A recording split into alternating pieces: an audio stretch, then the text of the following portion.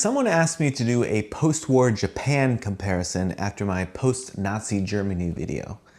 And it's a really good ask because Japan gives us a case that looks similar on the surface, like defeated Axis power, occupation, trials, reform, but it leads somewhere very different than Nazi Germany. Now here's what they both share. After Japan surrendered in 1945, the US led an occupation that remade significant parts of the country. There were war crimes trials in Tokyo, the Japanese army was dismantled, and former military officers were barred from taking political leadership roles in the new government. A new constitution was written under occupation authority, and it took effect in 1947. Emperor Hirohito remained on the throne, but the new constitution made the emperor the symbol of the state and the unity of the people, with no powers related to the government. And Article 9 renounced war as a sovereign right of the state. So all that good stuff is real. It's transformative. And most of it held. But here's the difference. Japan's reckoning was built around stability as much as accountability. The emperor remained. Hirohito stayed outside the dock. American occupation planners believed keeping him would help secure public cooperation and make the whole project easier to manage. It's sort of a radical view of things, to be honest. The one decision that changed the moral architecture of post-war Japan is that. Keeping the emperor in place. Germany had Nuremberg. It was a direct assault on Nazi legitimacy, on the record and under oath. Japan had the Tokyo trial and other Allied war crimes trials across Asia, and constitutional reform, and a preserved imperial institution sitting at the center of national continuity. They followed different paths. And then the Cold War arrived, and things got really messy. The occupation started with purges of wartime militarists and political leaders.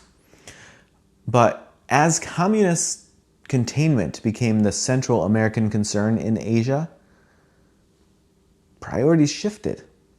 Japan needed to be rebuilt fast as a stable ally. So the purge softened. Economic recovery became much more urgent. Old elites seemingly found their way back. The clearest case is Nobusuke Kishi. Probably butchering that quite a bit, sorry. But he served in Toho's wartime cabinet and was held at Sugamo prison by Allied occupation authorities, and he was a suspected Class A war criminal. Now, being detained at Sugamo prison, he was then released in 1948 before any indictment or trial. And after the occupation ended, he returned to politics in 1952 and won a seat in 1953. And by 1957, he was prime minister. So from suspected Class A war criminal held in a prison to prime minister in 9 years.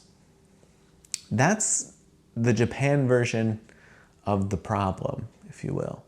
The wartime order lost the war, but parts of its elites and bureaucracy came back through the back door of basically Cold War necessity.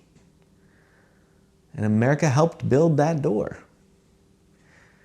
And then there's the memory in all of this. We spoke about in the first video about Germany, because in Germany, confronting wartime crimes eventually became central to their democratic identity.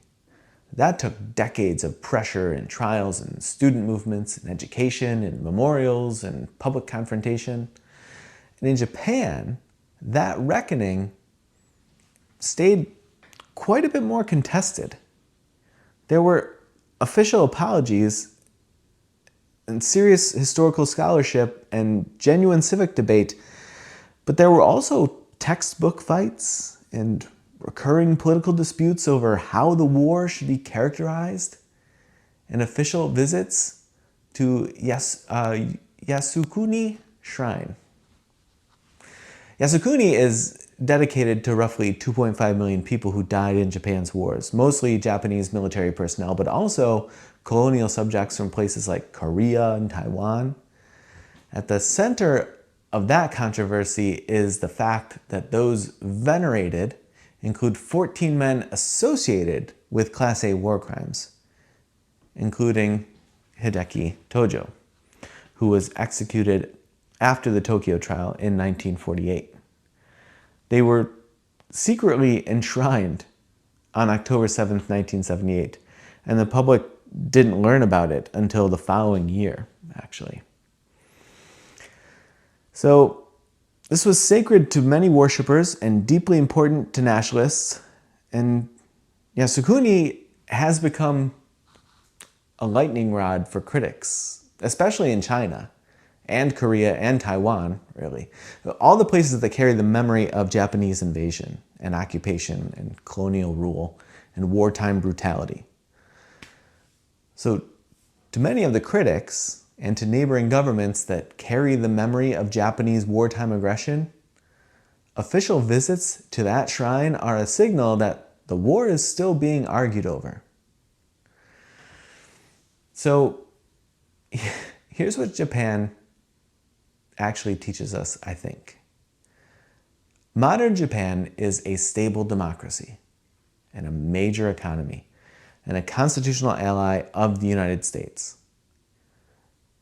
So reform worked in many very real ways. The lesson is that democratic rebuilding and moral reckoning can move at completely different speeds. You can rewrite a constitution faster than you can change what a nation tells itself about what it did. You can dismantle an army faster than you can dismantle the worldview that built that army. Shoot, you can defeat a regime and still leave parts of its personnel, apparently, and its narratives. And those can be kept available for use later. Now, Germany shows how long it takes to make authoritarianism morally toxic. Japan shows what happens when accountability, alliance building, and public memory really never fully line up. We beat them and we rebuilt them is how it's often framed, but that is really, at best, only the beginning of the story of post-World War II Japan.